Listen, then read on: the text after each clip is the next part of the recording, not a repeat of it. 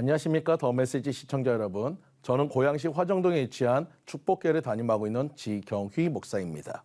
오늘 본문의 말씀인 요한복음 2장 6절에서 7절 말씀, 거기에 유대인의 정결 예식을 따라 두세 통 드는 돌항아리 6이 놓였는지라. 예수께서 그들에게 이르시되 항아리에 물을 채우라 하신즉 아기까지 채우니.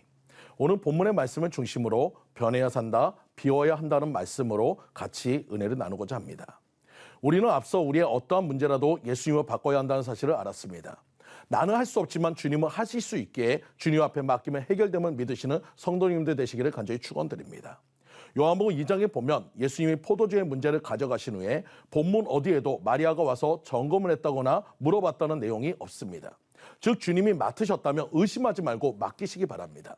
우리는 변해야 살 수 있습니다. 앞서 문제를 예수님에게로 바꿨다면 다음은 우리가 해야 할 일은 무엇일까요? 그것은 바로 비워야 한다는 것입니다. 예수님의 하인들을 향한 첫 번째 명령은 요한복음 2장 6절에서 7절 말씀처럼 거기 유대인의 정결 예식을 따라 두세 통 드는 돌 항아리 6이 놓였는지라. 예수께서 저에게 이르시되 항아리에 물을 채우라 하신즉 아기까지 채우니입니다. 우리의 보통 상식이라면 지금 당장 포도주를 사와라, 어디 다른 집에 가서 포도주가 있는지 알아봐라 하는 것이 보통인데 예수님은 전혀 의외의 주문합니다. 항아리에 물을 채우라는 것입니다. 너무나 우리의 상식이나 이성으로 안 맞는 일입니다. 또 하나 이상한 것은 분명히 포도주가 담긴 항아리가 비었고 그것에 물을 채워도 되는데 왜 굳이 정결 예식에 쓰는 돌 항아리일까라는 의문입니다. 그것은 채우기 위해서는 반드시 비우는 작업이 필요하기 때문입니다. 포도주가 담긴 항아리는 비워졌다고 하지만 그것에는 포도주의 찌꺼기가 남아있기 때문에 완전히 비워졌다고 할 수 없습니다. 그런지 그것에 물을 부으면 더러워지고 오염이 되어집니다. 우리는 주님의 축복과 은혜를 받기 위해서는 반드시 비우는 작업, 즉 회개가 필요하다는 것입니다. 날마다 바르시듯이 우리는 주님 앞에 나올 때 정결한 자로 예배자로 나와야 하는 것입니다. 즉 여러분의 그릇에 세상의 죄악, 시기, 질투, 미움 등 내 마음을 다른 것으로 채우고 있으면 주님은 그것에 은혜를 부어줄 수 없다는 것입니다. 한 선교사님이 주님 앞에 은혜를 구했습니다. 그때 주님은 네 손에 든 것을 내려놓으라고 했습니다. 선교사님 손에는 하나의 옥합이 있었는데 그것은 도저히 포기할 수 없는 것이었습니다. 그때 주님이 가장 아름다운 보석을 보여주며 네 손에 있는 것을 내려놓으면 내 것을 주리라. 그 보석에 비하면 내 손의 것은 너무나 초라한 것입니다. 오늘 우리도 마찬가지입니다. 도저히 내려놓을 수 없는 것처럼 보이는 것도 결국 우리의 마음속에 작은 것입니다. 작은 것에 비하면 한없이 초라한 것입니다. 여러분, 그것은 우리의 주님 것에 비하면 한없이 초라한 것인 것을 믿으시기 바랍니다. 그것은 우리의 세상적인 명예나 권력, 물질, 자녀, 체면 등 주님의 기준이 아닌 세상의 기준이거나 또 내 자존심에 상처받기 싫은 그런 마음일 수 있습니다. 또 내가 다른 사람은 다 용서해도 이 사람만큼은 안 돼요라는 마음이 주님이 주시고자 하는 것을 방해하는 것입니다. 저희 아이가 4살 되던 해 어린이 대공원에 갔습니다.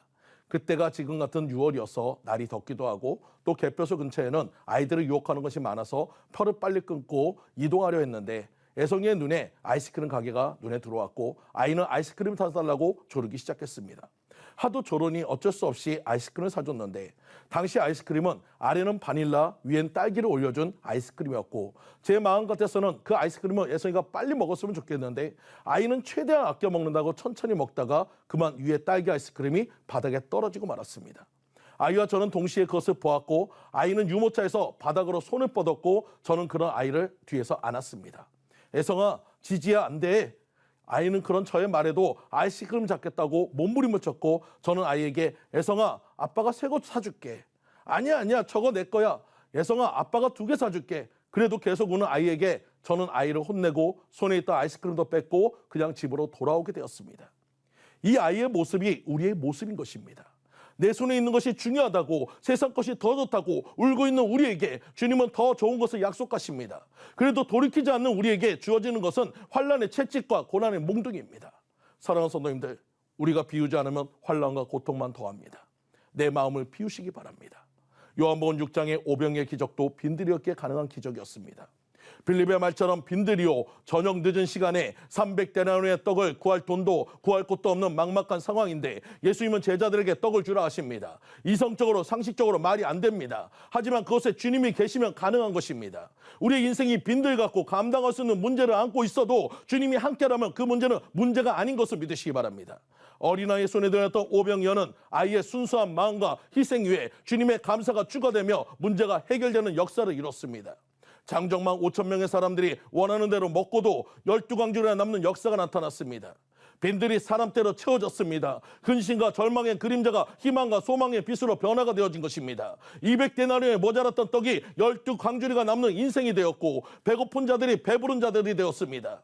오늘 우리 앞에 있는 문제로 인한 근심과 걱정을 주님 앞에 다 내려놓고 내 방법, 내 생각을 비우고 주님만을 의지하시는 성도님들이 되시기를 간절히 축원드립니다.